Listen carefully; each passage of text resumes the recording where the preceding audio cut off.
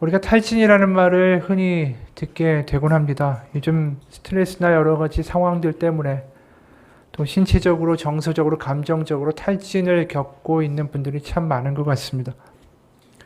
한현철이라는 사회학자는 피로사회라는 책에서 이 탈진이 요즘 세상에 빈번한 이유를 다음과 같이 설명을 합니다. 현대사회는 성과사회이며 성과사회의 이면은 피로사회다. 즐길 수 있는 수준을 넘어선 성과에 대한 집착은 필연적으로 피로와 탈진을 가져오기 때문이다. 성공과 불안은 뿌리칠 수 없는 유혹으로 사람들은 누가 시키지 않아도 자신을 착취한다. 성과사회의 압력은 외적 강제가 아니라 인간 자체의 욕망이다. 인간의 탐욕은 끝이 없기에 무한한 유혹이 가능하다.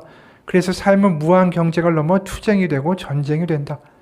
성공과 부를 위해서 가장 강조되는 말이 바로 긍정의 정신, 바로 그래 너 할 수 있다라는 말이고, 반대로 해서는 안 된다, 할 수 없다라는 말은 퇴출의 대상이다.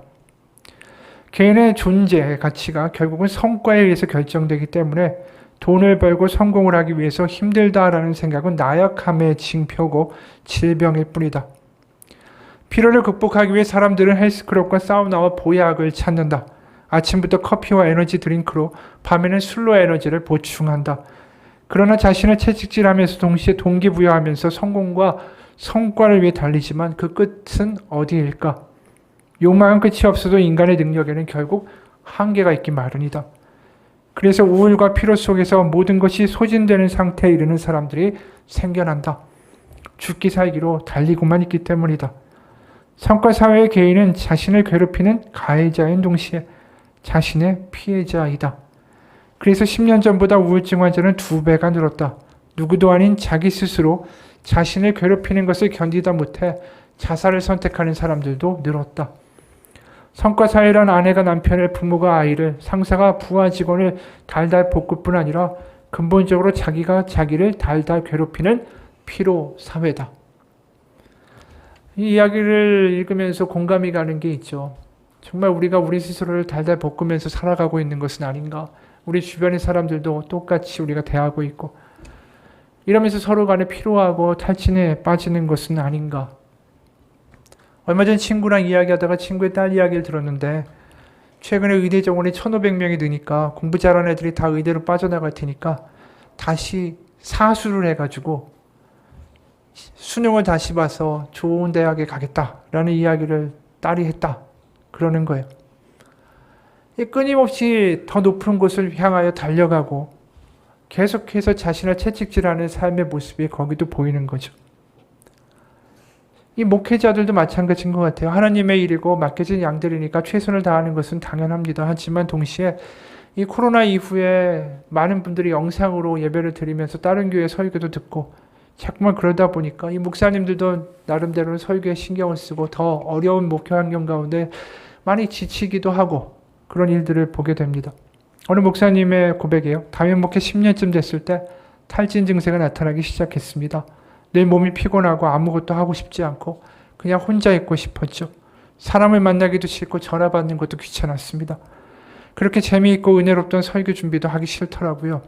심지어 주일날 세교우가 찾아오는 것도 그저 그랬습니다. 책을 붙잡고 책상에 앉아 읽으려고 해도 내용이 머리에 들어오지 않고, 이렇게 된 건 10년 동안 쉬지 않고 일을 미련하게도 많이 했기 때문이었습니다. 40세에 담임이 되어 새벽부터 밤늦게까지 사역을 했죠.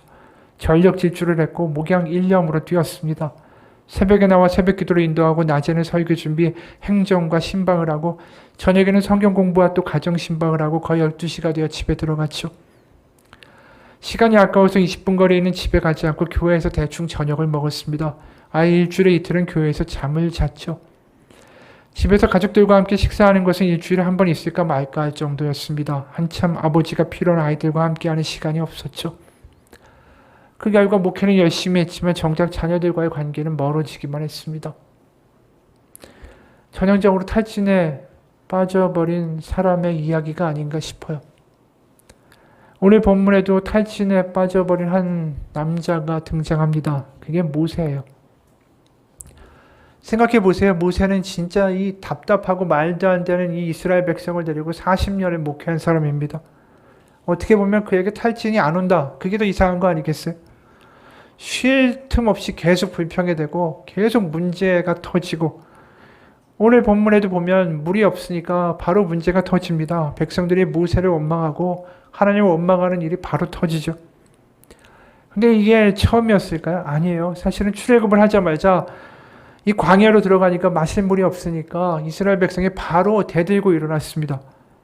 그게 출애굽기 17장 3절에서 6절이에요. 거기서 백성이 목이 말라 물을 찾음에 그들이 모세에게 대하여 원망하여 이르되 당신이 어찌하여 우리를 애굽에서 인도해 내어서 우리와 우리 자녀와 우리 가축이 목말라 죽게 하느냐. 모세가 여호와께 부르짖어 이르되 내가 이 백성에게 어떻게 하리이까. 그들이 조금만 있으면 내게 돌을 던지겠나이다.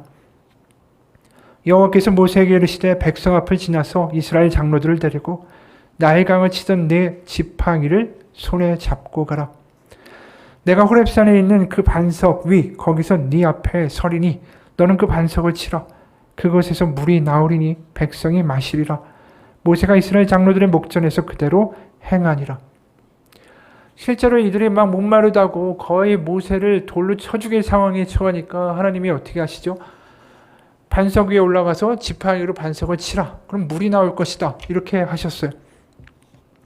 근데 이게 지금 오늘 우리가 읽은 본문의 시점에서 보면 수십 년 전의 일이에요. 그리고 이런 일을 일으켰던 사람들은 누구냐 하면 출애굽을 막 한 사람들이었어요. 애굽에서 태어났고 애굽에서 자랐고 애굽의 문화에 완전히 쩌들었던 그래서 하나님을 잘 몰랐던 출애굽 1세대가 벌였던 사건이었다라는 거죠. 근데 지금은 수십 년이 지난 거 아닙니까? 지금 똑같은 일을 벌이는 이 출애굽 2세대, 그러니까 애굽에서 태어나지 않고 광야에서 태어나서 애굽의 문화하고 애굽의 사회는 잘 알지 못하는, 그래서 하나님에 대해서 잘 알고 어릴 때부터 양육받았던 출애굽 2세대가 지금 아버지하고 똑같은 말 하고 있는 거예요. 아버지 세대하고. 3절에서 5절이에요. 우리가 읽었던 그 아버지 세대 수십 년 전의 이야기하고 뭐가 다른지 보십시오. 백성이 모세와 다투어 이르되 우리 형제들이 여호와 앞에서 죽을 때에 우리도 죽었더라면 좋을 뻔하였도다. 너희가 어찌하여 우리 여호와의 회중을 이 광야로 인도하여 우리와 우리 짐승이 다 여기서 죽게 하느냐. 너희가 어찌하여 우리를 애굽에서 나오게 하여 이 나쁜 곳으로 인도하였느냐. 이곳에는 파종할 것이 없고 무화과도 없고 포도도 없고 석류도 없고 마실 물도 없도다. 이 부모 세대가 한 이야기하고 이 출애굽 2세대가 자녀 세대가 하는 말이 거의 다르지가 않습니다. 왜 애굽을 굳이 떠나게 했느냐. 애굽 참 먹기 좋은 땅이었는데 당신이 우리를 이끌어서 결국 물도 없는 절망의 땅으로 인도한 거 아니냐. 이 이야기를 듣는 모세의 마음이 어땠을까요? 야, 진짜 어지간히 변화가 안 되는구나. 어떻게 애들이 이렇게 믿음이 없을까? 정말 수많은 사건들을 겪었고 얼마나 망가지고 얼마나 하나님께 대들었는데도 불구하고 하나님이 그들을 포기하지 않고 여기까지 이끌어 왔는데 이게 다 은혜인데 다 보았고 겪었고 만나도 먹었고 모든 걸 다 했는데 어떻게 이렇게 변화가 되지 않을까? 우리가 모세 입장이라면 속이 뒤집힐 것 같아. 결국 모세는 1세대에게 했던 것처럼 똑같이 하나님의 명대로 지팡이를 들고 반석 위에 섭니다. 근데 그게 수십 년 전에 했던 거하고는 좀 달라요. 출애굽기 17장에서는 하나님이 모세에게 반석을 지팡이로 치라고 하셨고 그러니까 거기서 물이 터져 나왔죠. 그런데 민수기 20장에서 하나님은 조금 다르게 이야기하세요. 8절이에요. 지팡이를 가지고 네 형 아론과 함께 회중을 모으고 그들의 목전에서 너희는 반석에게 명령하여 물을 내라 하라. 네가 그 반석에 물을 내게 하여 회중과 그들의 짐승에게 마시게 할지니라. 여기서 뭐라고 하시냐면 지팡이로 치라고 하시지 않고 반석에게 명령하라고 하세요. 그러면 물이 터져 나올 것이라고. 근데 이 반석은 우리가 알고 있는 것처럼 모세는 2번이나 지팡이로 쳤고 하나님의 명령을 어기죠. 물론 그럼에도 불구하고 그 반석에서 물이 터져 나옵니다. 백성들과 짐승들은 해갈을 하죠. 그러나 문제는 모세가 이 일 때문에 가나안에 들어가지 못하는 일이 벌어집니다. 12절이에요. 여호와께서 모세와 아론에게 이르시되 너희가 나를 믿지 아니하고 이스라엘 자손의 목전에서 내 거룩함을 나타내지 아니한 고로 너희는 이 회중을 내가 그들에게 준 땅 가나안으로 인도하여 드리지 못하리라 하시니라. 결국 이 일로 아론과 모세는 가나안에 들어가지 못하고 결국 광야에서 운명하게 됩니다. 여러분 이 사건을 보면서 무슨 생각이 드세요? 모세가 그렇게 심하게 하나님께 불순종한 것인가? 만약에 이게 이렇게 심각하게 불순종한 행위라면, 반석을 2번 친 게, 그럼 하나님은 이렇게 불순종한 모세의 행동에도 불구하고 물이 터져 나오게 하셨을까? 이게 심각한 불순종이라면 물이 터져 나오지도 않았을 거예요. 그래서 생각해 보세요. 이미 말한 대로 모세가 엉터리 같고 고집세고 말도 안 듣고 변화도 안 되고 반역도 많이 하는 이 백성을 지금까지 40년을 꾸역꾸역 끌고 온 거 아닙니까? 그가 얼마나 많은 수고와 눈물을 흘렸겠어요. 그런데 지팡이로 반석 2번 쳤다고 그동안 했던 모든 행위와 수고가 다 물거품이 되는 것일까? 그래서 가나안에 들어가지 못하게 된 것일까? 그렇게 보면 하나님이 너무 엄격하고 무서운 분 아닌가라는 생각이 든다라는 거죠. 한 번 실수하더라도 넘어가 주시지 않고 그걸 지적하고 벌 주신 하나님처럼 느껴지기 때문이다라는 것입니다. 그리고 게다가 이미 말한 대로 이게 다 모세의 잘못이기만 한 것입니까? 이미 말한 대로 출애굽 1세대는 모세한테 항변하고 돌로 치려고 할 수도 있어요. 왜냐하면 그들이 애굽의 워낙 문화에 쩌들었고 애굽의 우상에 익숙했고 하나님 여호와라는 신에 대해서는 아직도 익숙치 않았으니까 그럴 수 있다라고 할 수 있습니다. 근데 이미 말한 대로 출애굽 2세대는 좀 달라야 되는 거 아닙니까? 그들이 태어났을 때 이미 모세는 자신들의 지도자였고 그 사람의 인도로 정말 험한 광야를 지금까지 헤쳐온 거 아닙니까? 근데 물이 없으니까 자신들은 가보지도 못한 애굽이 좋다고, 왜 애굽에서 우리 꺼냈냐고 이렇게 말할 수 있습니까? 누가 봐도 한심한 사람들 아니에요? 정말 뼛속까지 안 변하는 백성, 믿음이 없는 사람들, 그 못난 사람들을 위해서 자신의 40년을 갈아바친 그 인생에서 분노가 나지 않겠어요? 허무하지 않겠어요? 그러니까 억울하니까, 화가 나니까 2번 때릴 수 있는 거죠. 그런데 하나님은 그 모세의 마음을 전혀 모른다고 하고 너 가나안에 갈 수 없다? 이 사건은 사실 우리에게 참 수수께끼처럼 느껴지는 게 사실입니다. 우리가 아는 하나님이 아니시니까. 사실 하나님은 얼마나 은혜로 하는지 몰라요. 우리가 익히 아는 것처럼 민수기 6장에서 시내산에서 1년 동안 머물고 드디어 이제 출발할 때 아닙니까? 이들이 간다고 하는 광야로 갈 때 이들이 정말 너무 믿음이 풍부하고 완전히 달라져서 하나님만 바라보고 순종하는 사람으로 살 거라고 하나님이 기대하셨을까요? 아니에요. 이들이 그렇게 짧은 시간에 변화되지 않고 가서 또 불평하고 불만하고 문제 일으킬 거 하나님도 아셨겠죠. 그런데도 우리가 아는 것처럼 민수기 6장 23절에서 25절을 보면 하나님이 그런 백성에게도 축복하시는 것을 우리가 보지 않았습니까? 아론과 그의 아들들에게 말하여 이르기를 너는 이스라엘 백성을 위하여 이렇게 축복하여 이르되 여호와는 내게 복을 주시고 너를 지키시기를 원하며 여호와는 그 얼굴을 내게 비추사 은혜 베푸시기를 원하며 여호와는 그 얼굴을 내게로 향하여 두사 평강 주시기를 원하노라. 아니 이랬던 하나님이 왜 모세에게만 엄격한가라는 거예요. 도대체 하나님은 어떤 분이신가? 근데 거기에 대한 실마리 답은 10절에 있습니다. 10절에 이렇게 말씀하죠. 모세와 아론이 이 회중을 그 반석 위에 모으고 반석 앞에 모으고 모세가 그들에게 이르되 반역한 너희여 들으라. 우리가 너희를 위하여 이 반석에서 물을 내랴 하고. 분명히 지금 모세의 분노가 느껴지죠. 근데 정작 이 말도 안 되는 한심한 백성에게 하나님은 전혀 분노하고 계시지 않다라는 거예요. 8절 보면 이렇습니다. 지팡이를 가지고 네 형 아론과 함께 회중을 모으고 그들의 목전에서 너희는 반석에게 명령하여 물을 내라. 네가 그 반석이 물을 내게 하여 회중과 그들의 짐승에게 마시게 할지니라. 하나님은 굉장히 차분하게 말씀하세요. 흥분하시거나 그들을 저주하시거나 한심하다라고 말씀하시는 게 아니라 그저 그들에게 물을 내어주라고 담담하게 말씀하실 뿐이에요. 그와 달리 10절에서 모세는 굉장히 흥분하고 있죠. 패역한 이 백성들에게 자신이 희생했던 그 인생의 분과 회한과 억울함이 다 담겨 있는 거죠. 반역한 너희여 들으라. 우리가 너희를 위하여 이 반석에서 물을 내어주랴. 이 이야기를 다시 풀어 이야기하면 결국 이야기예요. 너희가 물을 먹을 자격이나 있는 존재들이냐. 여기서 우리가 뭔가 느낄 수 있는 건 주객전도가 되고 있다는 거죠. 하나님은 정작 전혀 분노하고 계시지 않은데 지금 모세와 아론이 마치 하나님처럼 분노하며 이들에 대하여 선포하고 있다는 거죠. 게다가 지금 반석에서 물을 내어주는 주체가 하나님이 아니라 우리가 너희를 위하여 반석에서 물을 내어주랴 라고 말하고 있어요. 자신들이 바로 물을 내어주는 주체라고 분명하게 말하고 있는 거죠. 여기에 바로 모세와 아론이 가나안에 들어가지 못하는 이유가 나옵니다. 이들이 어느새 하나님의 자리에 서 있어요. 하나님은 저 못난 백성들을 먹이고자 하시는데 모세는 정작 이 백성들이 너무 싫고 한심할 뿐입니다. 그래서 24절 세 번역을 보면 24절에 오늘 본문 아래에요. 거기 하나님이 이렇게 말씀하세요. 이제 아론은 그의 조상 곁으로 간다. 무리바 셈에서 오늘 사건이죠. 너희들이 나의 명령을 거역하여 나와 다투었기 때문에 아론은 내가 이스라엘 자손에게 준 그 땅으로 들어가지 못한다. 한마디로 모세와 아론이 지금 특히 모세가 지팡이를 2번 때리면서 우리는 이 반역의 무리야. 우리가 너를 위해서 물을 내어주랴라고 외쳤던 이 행위가 하나님과 다투는 행위라는 거예요. 하나님 못마땅했다라는 거죠. 여기서 우리가 한번 생각해 볼 필요가 있어요. 모세가 어떻게 이 지경까지 됐을까라는 거예요.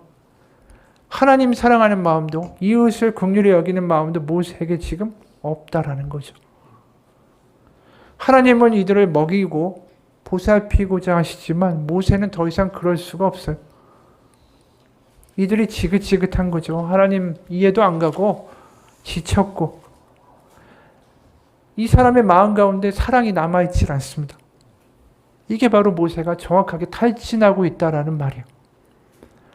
그러니까 모세가 완전히 탈진한 상태예요. 그런데 모세가 이렇게 탈진할 뻔했던 모습이 오늘 본문에만 나와 있는 게 아니에요. 오늘 완전히 탈진해 버린 거고 탈진을 향하여 달려가는 하나의 장면이 출애굽기 18장에 또 등장합니다.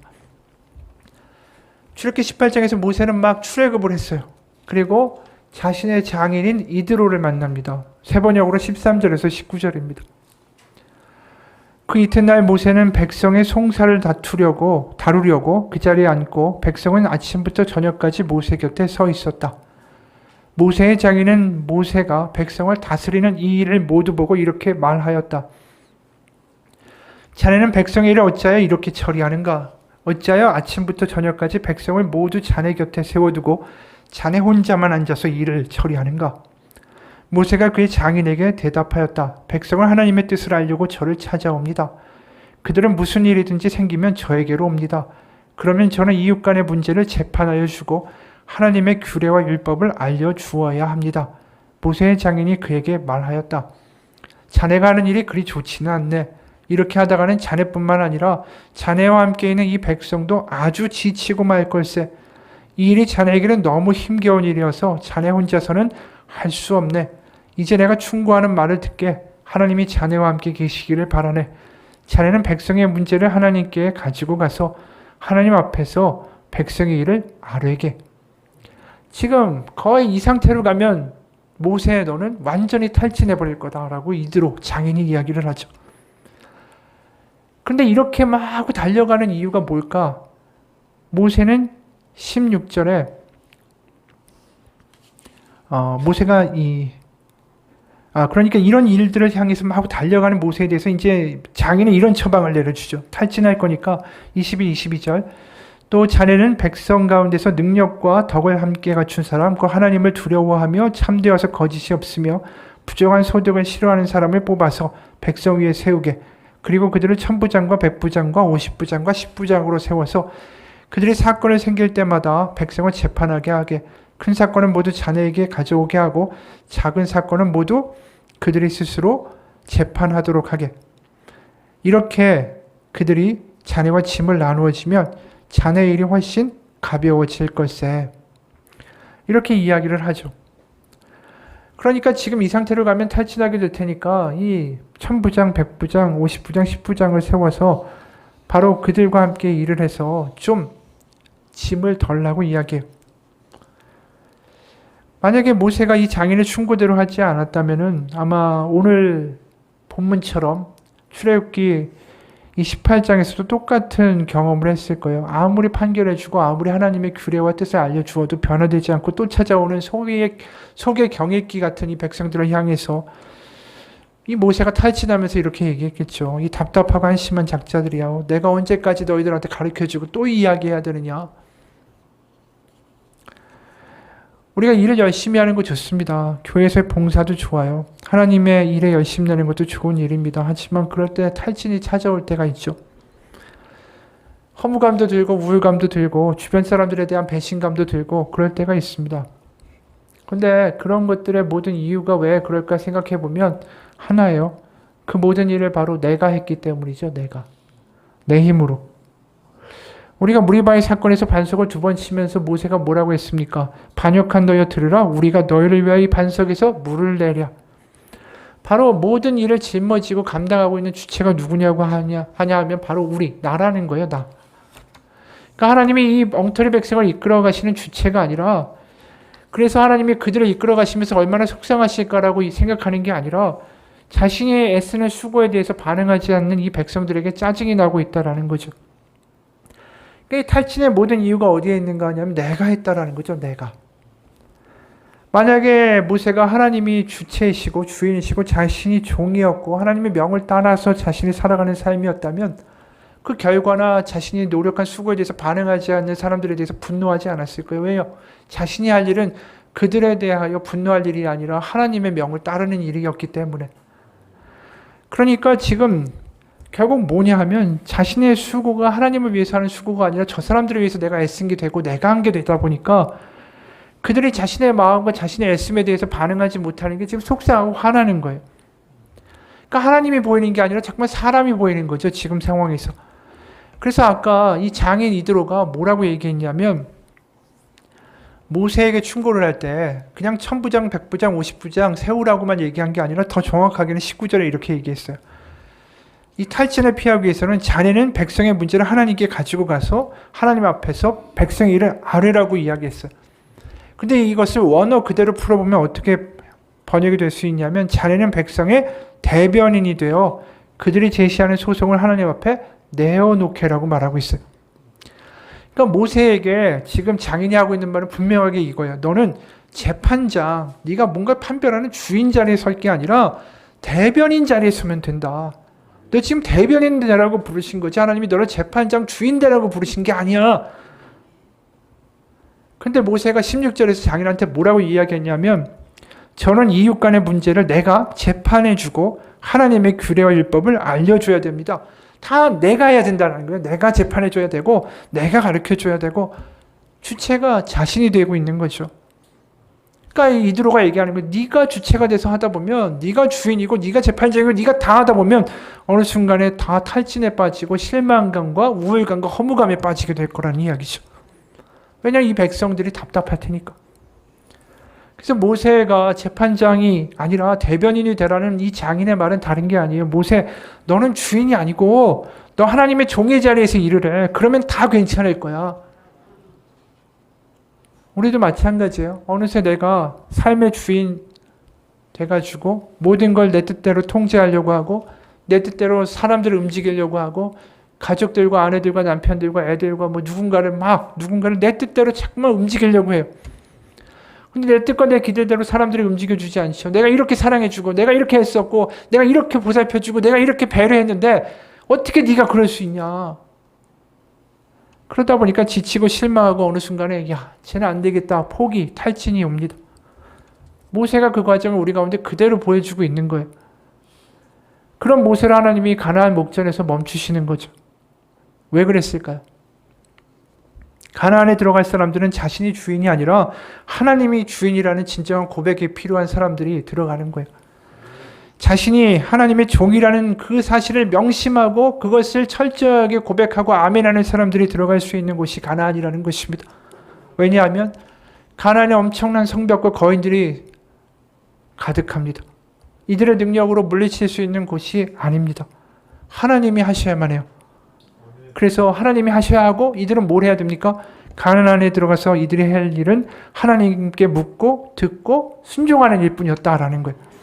그럼 나머지는 하나님이 하실 일이었다라는 거죠.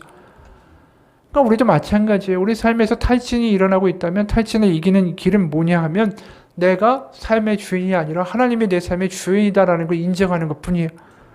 그리고 내가 주님의 종의 자리로 내려올 때 나에게 뭐가 생깁니까? 자유가 생기죠. 이게 역설이에요. 종이 무슨 자유를 느낄 수 있는가? 노예가 어떻게 자유가 있는가? 근데 하나님의 종으로 사는 사람들에게는 탈진이 아니라 오히려 자유가 온다라는 사실입니다. 왜냐면 하나님이 하실 테니까. 전에도 들려드린 이야기예요. 선교의 뜻을 둔 어느 형제의 고백이에요.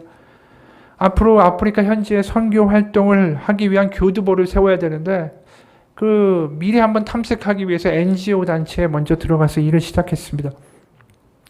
그래서 아프리카의 두 마을에서 지내게 됐는데 하나는 케냐에 있었고 하나는 에티오피아에 있었대요. 케냐에서는 하루 통근 시간만 4시간 걸리는 선생님들을 위해서 학교 기숙사를 지어줬고 또 새로운 정수 시스템을 마을에다 들여놓았습니다. 에티오피아에서는 학교에다가 마을에 학교를 지어줬습니다. 이런 일들이 이제 사람들의 삶을 바꿔주는 일이긴 했지만 이걸 통해서 사람들의 인생이 확 바뀌는 그런 경험을 하기는 어려웠대요. 사실 그런 오지에 가면서 사람들이 많이 기대하는 게 있어요. 모세가 이 불붙은 떨기나무를 보면서 하나님의 놀라운 것을 경험한 것처럼 자신들도 뭔가 그곳에 가면 놀라운 것을 경험하지 않을까 이런 기대를 하고 거기에 가지만 막상 가보면 무슨 일이 있냐 하면 먼지 가득한 차량을 타고 구덩이를 파고 돌을 치우고 잡초를 뽑고 빵과 바나나만으로 끼니를 며칠씩 때워야 하는 일뿐이래요. 그리고 자결하는 태양 밑에서 언어가 통하지 않는 아이들과 놀아주는 일뿐이라는 거죠. 그런 순간 내가 이런 일을 꼭 이런 아프리카까지 와서 해야 하나? 이런 생각이 든다는 거예요.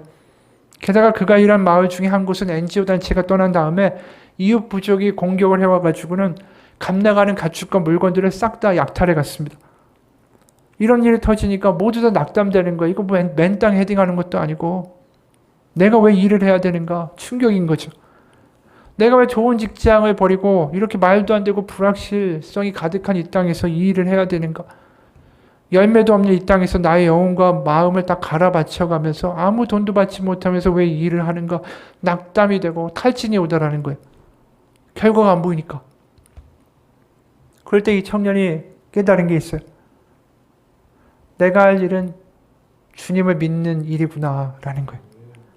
맞습니다. 이것은 주님의 일입니다. 주님이 하실 겁니다. 제가 모든 것이 결말과 열매를 만들어내는 자가 아닙니다. 저는 하나님이 아니고 저는 그저 종의 자리에 서는 것으로 족합니다. 이게 이 사람의 고백이 된 거예요.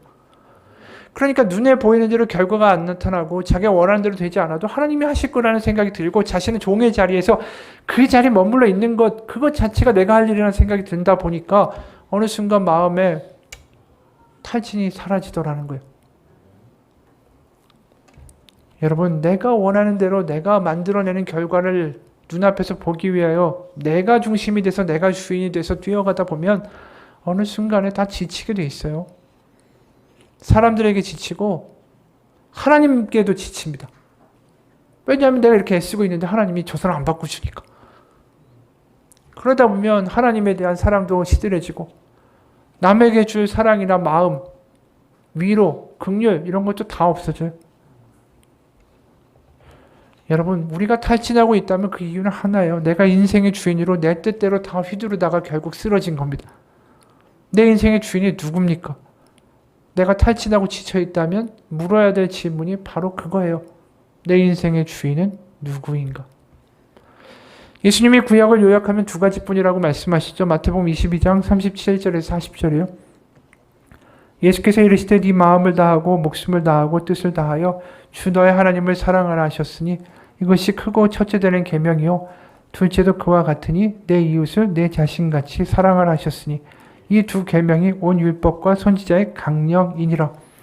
첫째 계명이 뭡니까? 몸과 마음과 뜻을 다해 하나님을 사랑하라는 것이죠. 이게 다른 말로 인생의 주인이 내가 아니라 하나님 아버지, 바로 나를 사랑하시는 그분이 내 인생의 주인이 되시도록 해드리는 것. 이게 하나님을 사랑한다는 뜻이에요. 하나님 나를 사랑하면 내가 원하는 거 해주세요. 그럼 내가 하나님을 사랑해드릴게요. 이런 거래적인 관계가 아니라 내 인생의 주인이 되어 주시도록 내 보좌를 내어드리고 종의 자리에 서는 것. 이것을 하나님을 몸과 마음과 뜻을 다해 사랑한다라는 말로 표현하는 것입니다.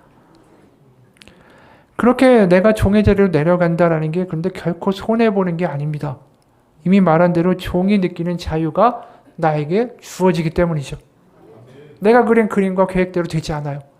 그래도 나는 종의 자리에 머물러 있고 하나님을 바라볼 때 하나님은 분명히 하나님의 일을 하실 것이기 때문에 우리가 해야 될 일은 주님을 바라보고 그분의 말씀이 들려지는 종으로 살아가는 것입니다. 생각해 보세요. 자기만을 바라보고 있는 아이가 있습니다. 아빠 입장에서 자기만 바라보고 있는 애가 있습니다. 엄마 입장에서. 그럼 그 아이한테 뭐라도 해주고 싶은 게 부모의 마음 아니에요. 종이라고 하나님의 말씀하시면 듣겠다고 그렇게 하나님만 바라보고 있는 하나님의 자녀를 어떻게 하나님이 외면하시겠어요? 하나님이 내 인생의 주인이시다라는 것이 분명해질 때 우리는 탈진이 아니라 거기서 자유와 소망을 얻게 됩니다. 그리고 그 자유가 우리 가운데 뭘 일으키는지 아세요? 내가 이웃을, 아내를, 남편을, 자녀를, 그 누군가를 사랑할 수 있는 마음의 공간을 열어주기 시작해요. 내가 하려니까 다 안 되죠. 여러분들 인생의 주인은 지금 누구십니까? 그 질문이 굉장히 중요한 질문인 것 같아요. 조동욱 선교사라는 분이 이분이 20년 동안 인도에 신학교를 세우고 열심히 사역을 했습니다. 근데 정부가 압박을 해가지고 선교 인력과 선교 제사를 현지 형제들한테 다 이양당하고 추방당해가지고 지금 네팔에 가 있습니다. 그분이 그때 쓴 글이에요. 저의 선교지는 히말라야 산자락입니다. 네팔과 부탄 중간에 중국으로 넘어가는 히말라야 길목에 자리하고 있죠. 사역 초기 몇 년 동안 저의 부부 주변은 아무것도 없는 형편에 둘러싸여 지냈습니다. 먼저는 한국 사람이 하나도 없었습니다.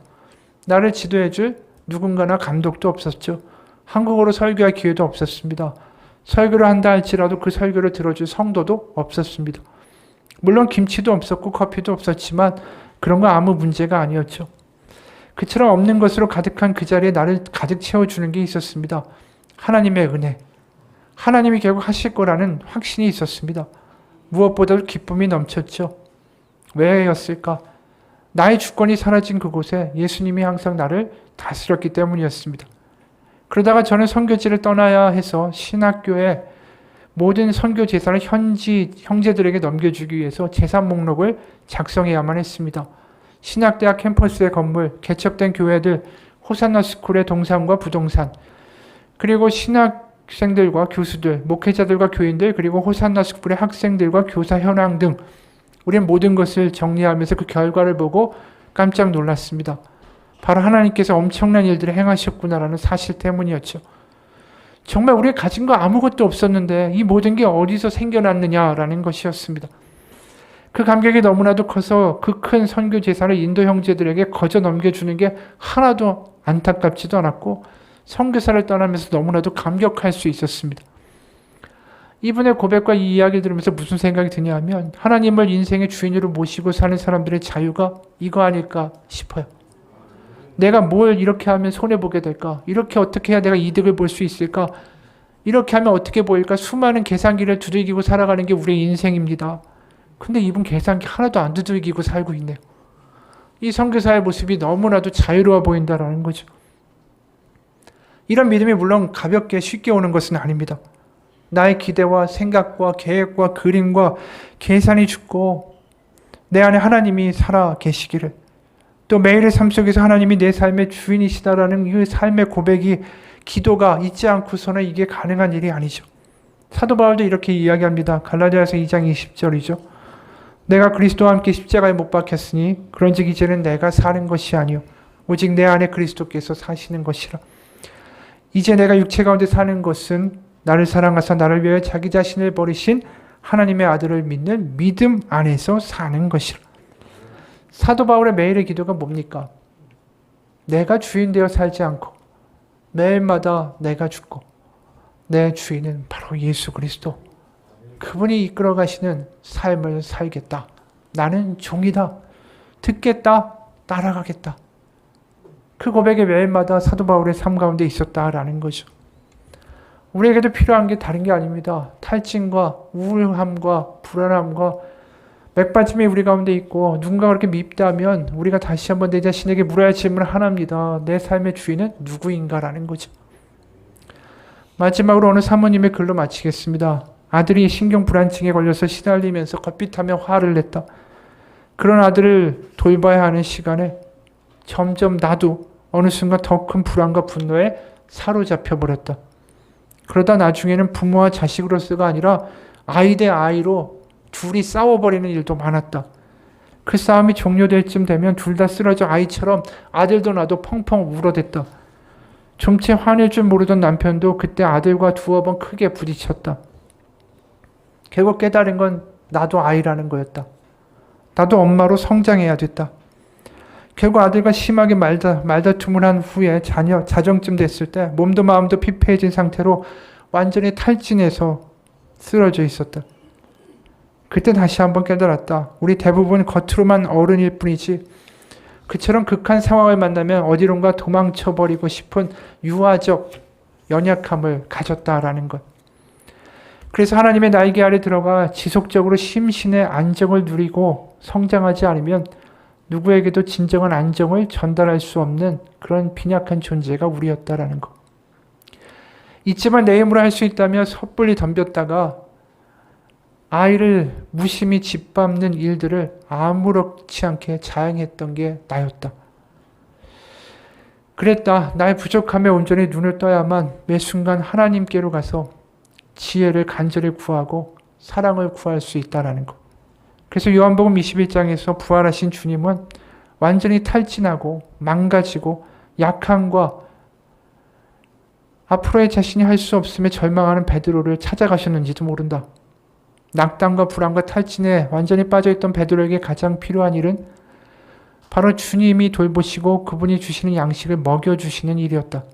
그런 후에 주님은 베드로에게 내 양을 돌보라고 말씀하셨다. 앞으로 베드로가 만나게 될 많은 그 양들을 자신의 양처럼 자신의 뜻대로 자신의 계획대로 하는 게 아니라 주님을 바라보며 주님의 종으로 그들을 돌보라는 뜻이었다.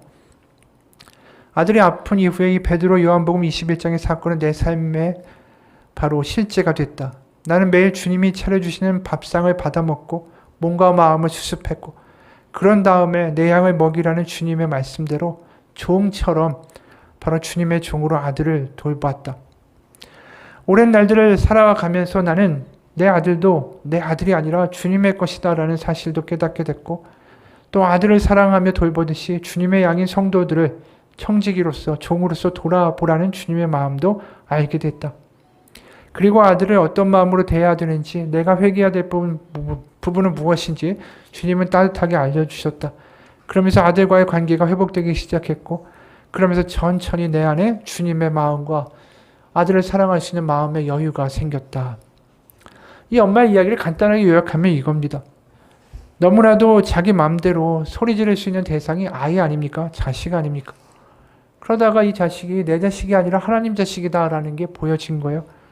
그리고 자신은 그 자식을 기르기 위해서 하나님이 맡기신 하나님의 종이다라는 게 생각이 든 거죠. 이 이야기를 간단하게 말하면 뭡니까? 내가 주인이 아니라 하나님한테 늘 물어야 되는 종이다라는 걸 알게 된 거예요. 그러니까 남편이나 아이나 내가 만만한 사람한테 주인으로서 내 마음대로 하는 게 아니라 내가 하나님의 종으로 저 양들을 하나님의 양식을 먹여야 되는 사람으로 내가 생각되기 시작하니까 그들이 내 마음대로 움직여야 된다라고 강요하지 않고 내 뜻대로 하지 않는다고 실망하지 않고 하나님 앞에 나아가 매일 물었다라는 거예요. 그러면서 주님 어떻게 할까요? 주님 오늘 해쳐갈 은혜를 주십시오. 저에게 말씀해 주세요. 제가 듣겠습니다. 그 기도 가운데 이 가정이 회복된 거죠. 그러면서 그 아이가 내 뜻대로 지금 바로 변화되지 않는다 할지라도 하나님 앞에 기도하고 종으로 살아가는 그 순간에 하나님은 그 아이를 바꾸시는 일을 하나님이 하실 거예요. 그러면서 어느 순간 그 아이에 대한 내가 강박관념처럼 잡고 있던 분노와 짜증과 허탈함이 사라지기 시작하고 그 아이를 품어줄 수 있는 마음의 여유가 생기기 시작하고 하나님 왜 내 아이가 저렇습니까? 라는 불만이 아니라 하나님에 대하여 의지하고 하나님이 하실 거라는 기대가 생겨나기 시작하더라는 거죠. 이게 모든 게 어디서 시작된 거야? 내가 주인이 아니라 난 내 삶의 주인은 하나님이시다라는 고백에서 시작된 거 아닙니까? 여러분 우리가 일어나는 모든 탈진과 문제들은 어디서 나타나는 것입니까? 내가 내 주인이고 내가 내 인생의 삶의 주인이고 내 뜻대로 돼야 되고 내 뜻대로 흔들어야 된다는 생각에서 다 나오는 거예요. 내가 통제해야 되고 내가 조정해야 되고 내 노력에 반응해야 되고 여러분 그 자리에서 내려오십시오. 그리고 나는 내 삶의 주인이 아니라 내 인생의 주인은 내 가정의 주인은 우리 신앙 공동체의 주인은 하나님입니다. 우리는 종입니다. 그럼 뭐 해야 됩니까? 매 하나님 앞에 내가 죽기 위하여 기도해야죠. 그리고 하나님이 말씀하시는 것을 듣기 위하여 내가 하나님 앞에 나아가야죠. 하나님 말씀해 주십시오. 하나님 시키시는 대로 전 하겠습니다. 그럼 결과는 내가 하는 게 아니에요. 하나님이 하시는 거지. 그럼 나 하나님 앞에 감사하고 매일매일 벌어지는 일들에 대하여 하나님 기대하면서 소망하면서 하루하루를 살아가는 게 내가 할 일이다라는 것입니다. 우리가 할 일은 통제하고 내 뜻대로 조정하는 일이 아닙니다. 하나님 바라보는 일입니다. 그렇게 살아갈 때 종이 누리는 자유가, 회복이, 소망이 우리 삶 가운데 임할 거라고 믿습니다. 같이 기도하겠습니다. 하나님, 어느 순간 우리의 삶에서 수많은 계산기가 돌아갑니다. 내가 그림을 다 짜고 계획하고 모든 것들을 이렇게 돼야 된다라고 사람들한테 이미 다 기대하고, 사람들의 관계마저도 어느 순간 계산적이 되고, 내가 해준 사랑에 대하여 얼마큼 반응하는가 속으로 헤아려 보고 있고, 그러면서 짜증내고 분노하고 허탈해하고 실망하고 낙담하고, 그러면서 자기 스스로 탈진의 길로 가고 있는 우리의 모습을 하나님 오늘 보게 됩니다. 우리가 해야 할 일은 내가 주인으로 사는 일이 아니라 하나님의 종으로 살아가는 것이 내가 할 일이다라는 걸 다시 한번 깨닫게 됩니다. 내가 하나님을 믿는다고 하지만 어느 순간 주인처럼 살았고, 하나님의 종으로 하나님께 묻고 기도하고 말씀 들으려고 하지 않았던 우리의 그 교만했던 우리의 삶들을 하나님 이 시간 고백하며 회개합니다. 내 인생의 주인이 나였습니다. 내 뜻대로 안 된다고 그래서 화냈습니다. 하나님께 실망했고 주변 사람들 비난했습니다. 하나님 사랑하라고 했고 이웃 사랑하라는 하나님의 말씀 하나도 지켜지지 않았습니다. 내가 주인이었으니까. 내가 원하는 대로 돼야 되니까. 하나님, 이렇게 살며 지쳐가며 악쓰며 화내며 주변을 불행하게 만들었던 우리의 모든 인생의 실수들을 이 시간 아버지 앞에 회개하오니 다시 한번 하나님의 종으로 매 하나님의 말씀을 들으며 하나님을 바라보는 순수한 아이와 같은 믿음으로 살아갈 때에 하나님께서 모든 것들을 이루시는 놀라운 역사들을 발견하는 믿음의 증인의 삶을 살 수 있도록 인도하여 주옵소서. 예수님의 이름 받들어 기도합니다. 아멘. 우리 같이 기도하겠습니다.